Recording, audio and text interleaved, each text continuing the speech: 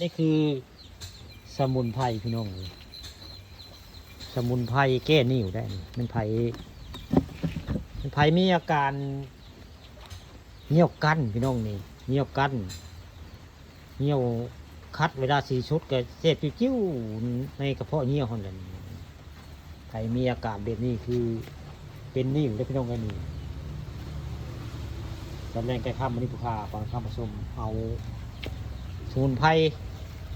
อย่างดีมาว่ามาจาพี่น้องนี่พวกผู้ค้านี่เป็นมาเลยได้นี่เป็นนิ่วพี่น้องนี่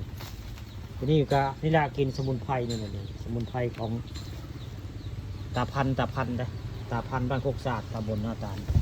อำเภอเต่างอยใบเป็นม้วนมันนี่ครับสมุนไพรนี่แก้นิ่วได้ดีได้นี่พูดไปได้กับแบบนี้ละพูดไปก็ไปต้มกินบ่เกินมัดนึงพี่น้องขับไปมีอาการเหี่ยวคัดในขมูมหรือว่ามีอาการเจ็บหำพี่น้องไปเหี่ยวมีอาการเจ็บหำเหี่ยวคัดข้องไปเหี่ยวกับแสบกันกั้นอะไรเงี้ยนี่มีอาการเจ็บหำหรือว่าเหี่ยวปกติพี่น้องนี่แหละมันหากไม้สมุนไพรอย่างดีด้วยล่ะอันนี้คือข้าวปันข้าวผสมนี่ต้มกินออกมาเลยได้ออกมาหลายโตได้พี่น้องนี่กินสมุนไพรอันนี้เบอร์นี่สมุนไพรอันขับนิ่วถ้ามันน้อยออกได้ถ้ามันใหญ่ครับมือนี่กระบอกทำน้อยเนี่ยออกพี่น้องนี่ออกแน่นอนการันตีออกเพราะว่าผู้ค้าปลาทางข้าวผสมนี่ได้กินมาแล้วสมุนไพรของตาพันบ้านโคกศาสตร์ตำบลนาตาลอำเภอเต่างอยสมุนไพรเป็นนิ่วกับนี่ละลักษณะใบมันมุ่นไม่ได้พี่น้องนี่ผู้ค้าก็บ่อยากบ่ซื้อบ่จักซื้อหญ้าอันสมุนไพรนี่แต่ว่าไปต้มกินนี่บ่เกินมัดนึงพี่น้องนี่ออกมันน้อยเนี่ยออกได้สมุนไพรครับนี่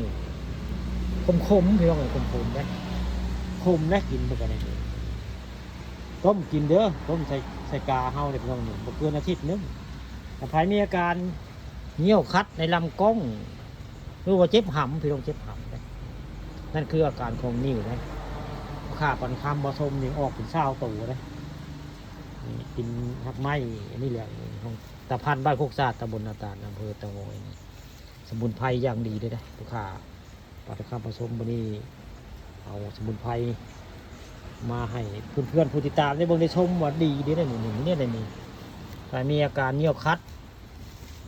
ในขมูมหรือว่าเจ็บหำอะไรเงี้ยนี่อาการของคนเป็นนิ่วได้เหี่ยวกั้นบริสุทธิ์แห้งเสพพี่น้องนี่ก็นั่นคืออาการเป็นนิ่วนะแต่มีอาการเป็นนิ่วนี่ละสมุนไพรต้นแบบนี้เลยนี่คือเป็นอย่างนี้ไปต้มกับโคมได้ให้ไพอันบ่มากโคมก็คือสิต้มกับพ่อกินได้พี่น้องนี่แหละสมุนไพรอย่างดีของตาพันบ้านโคกศาสตร์ตำบลนาตาลอำเภอเต่างอยได้ผู้ค้ากินมาแล้วออกดีได้นี่ออกได้นี่ในขโมมนี่แหละในขโมมห่ำเท่าไหร่ง่ายนี่วันในกระเพาะเงี้ยวพี่น้องนี่มื้อนี้ลูกค้าปฏิคำผสมมาเอาเรื่องสมุนไพรบ้านของบ้านนอกบ้านนาเขาได้นี่ไปต้มกินแล้วนิ่วออกพี่น้องกับไผ่มีนิ่วในกระเพาะเงี้ยวนี่ออกในนอนการันตีผู้ค้ากินมาแล้วก็ออกมาแล้วได้นี่ทางไม้อันนี้แหละนี่ออกดีได้ไปเป็นนิ่ว